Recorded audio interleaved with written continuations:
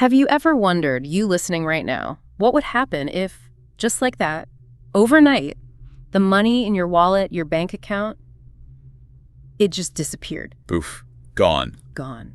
Today we're diving into this really fascinating scenario posed by the YouTube channel Timaginas in their video, What If Money Ceased to Exist? It's a mind bender. It really is.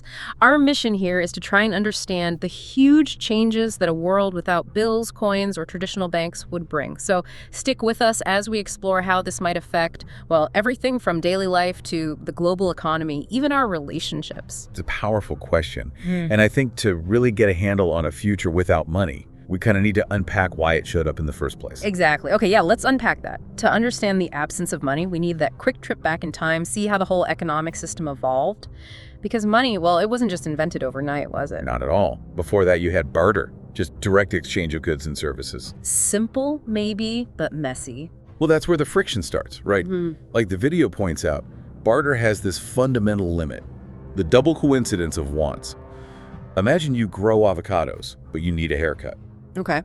You got to find a barber who not only wants avocados right then, but is also willing to take what you think is a fair amount of avocados for their service. Yeah. It's tricky to line that up consistently. Totally. Sounds like a massive headache. So society started using objects with intrinsic value, like gold and silver. Exactly. This is where it gets interesting. Those metals were valuable in themselves. They lasted. They were easy to carry around. That made trade a whole lot simpler. What were the key advantages there compared to just swapping goods? Well, several. Their inherent value meant most people would accept them, solving part of that coincidence problem. Yeah. Durability meant you could save them. Portability meant trade over distances.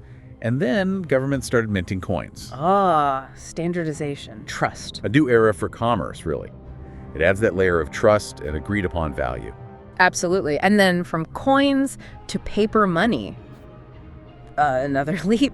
And now digital money, each step making transactions faster, bigger, more global. Precisely. So today, like the video says, we're in this deeply interconnected global economy where money is just fundamental. It's the oil in the machine. It greases the wheels of almost everything we do economically. Yeah. So the question Timaginas throws out there is pretty stark. What happens if that oil just vanishes instantly? So picture this, everyone listening. You wake up one morning and bang, all the cash, the coins, your bank balance, gone. Just like that. Chaos. Basic transactions just stop working. How do you buy food? How do you pay rent? How does anyone get paid? Yeah, the initial shock would be immense, no doubt.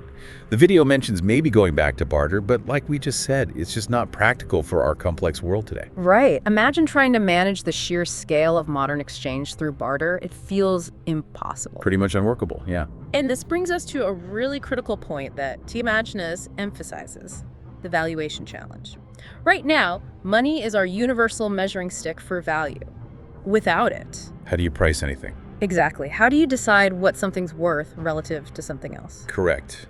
The video nails it with those direct questions. Yeah. How many kilos of rice are fair for a doctor's visit? How many car repairs equal a year of university tuition? Without that common unit of account, getting fair, consistent agreements would be incredibly tough. Think of the endless haggling, the lack of clarity. Oof, yeah, a real nightmare. But Timaginas doesn't just paint a doom scenario. It also explores the alternatives that might pop up to stop a total collapse. Which makes sense. Societies innovate, especially under pressure. The video points straight at digital currencies and cryptocurrencies as a potential primary medium. Things like Bitcoin, Ethereum. Exactly. They already exist, they're gaining ground, and their features security, decentralization, global potential would make them look pretty appealing if physical money vanished. Yeah, the idea of blockchain technology as the underlying infrastructure, this secure, transparent transaction ledger, that sounds promising. When we talk about blockchain security, what exactly do we mean? How does it provide that? Okay, so basically blockchain is like a shared digital accounts book copied across many computers. Every transaction gets grouped into a block, which is then added to the existing chain chronologically. Okay. The key thing is, each block is cryptographically linked to the one before it.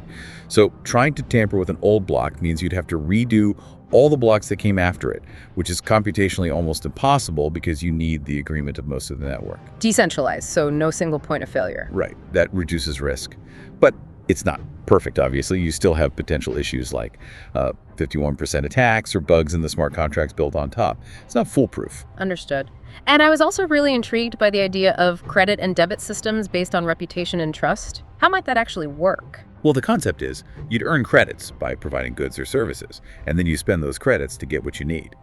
These could be managed locally, maybe by communities, or through digital platforms. Like a digital reputation score. Sort of, yeah. Imagine a platform where user reviews and transaction history build your trust capital.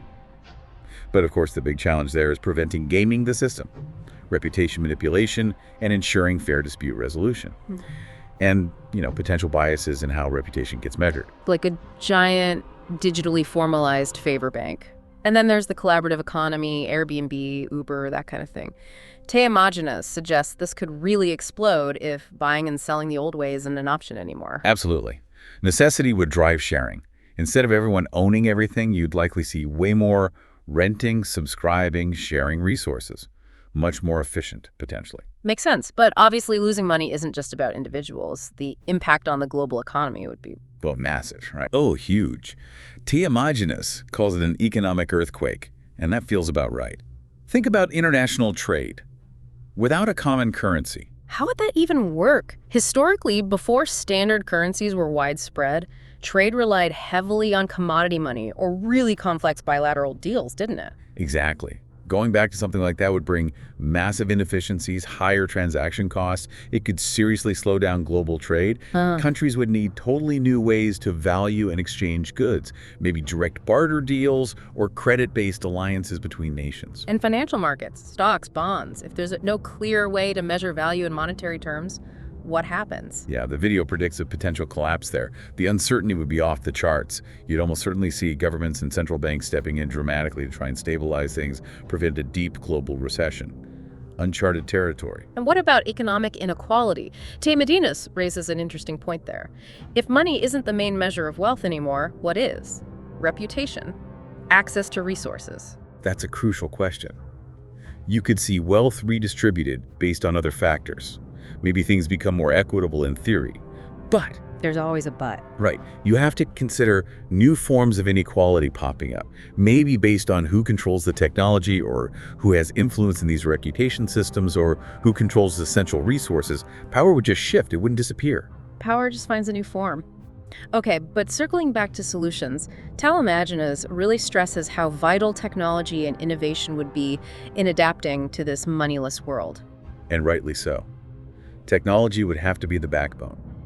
The video highlights crypto and blockchain as that potential base layer for exchange security, transparency, cutting out middlemen are the big draws. And those smart contracts you mentioned earlier, that sounds fascinating. Agreements that just execute themselves automatically when conditions are met, no central authority needed. Yeah, it's a really powerful application of blockchain. It could streamline so many things, rents, purchases, maybe even property transfers. It sort of automates trust, reducing the need for traditional intermediaries and loads of transactions. And digital identity vital for verifying who's who and stopping fraud in this new landscape. Absolutely essential. You'd need rock-solid, trusted ways to prove identity online when there's no physical cash changing hands. And then AI and big data, analyzing patterns, predicting needs to distribute resources better. It sounds futuristic, but it makes sense.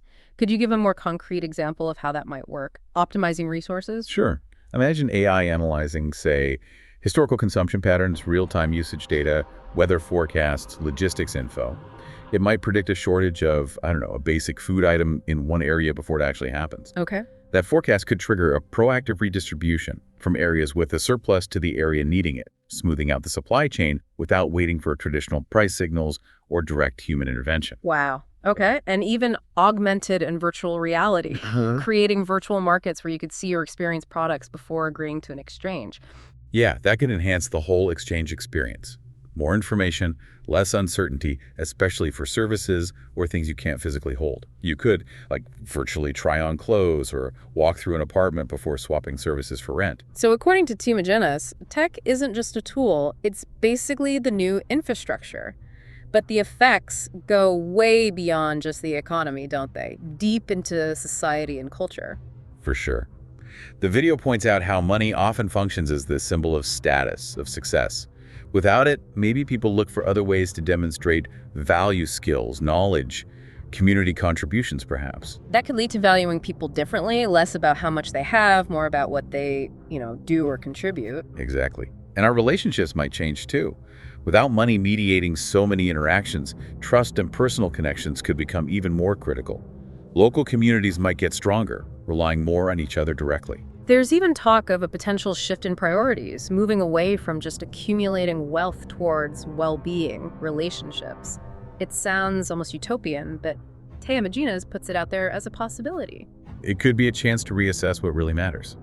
If that constant pressure to just make more money eases off, maybe we do focus more on health, relationships, personal growth, things that give us real purpose. But of course, it wouldn't all be smooth sailing. Timaginas also hits on the serious challenges. Oh yeah, gotta acknowledge those. The transition alone would be incredibly complex, needing massive adaptation. Trust in the new systems, digital security, fraud prevention, these would be constant concerns. But opportunities too, maybe, like local economies becoming more resilient, less tied to big national or international financial systems. Absolutely. Communities could develop their own exchange systems, strengthening local bonds, and making them less vulnerable to shocks happening far away. And ultimately, that big opportunity Timaginas points to is that fundamental reevaluation. What really has value in life beyond the dollar signs. Exactly. Losing money could, potentially, push us towards a more balanced, human-centered society, where things like health, connection, finding meaning, they carry much more weight. So for you listening, after joining us on this deep dive, what do you think about this pretty wild scenario?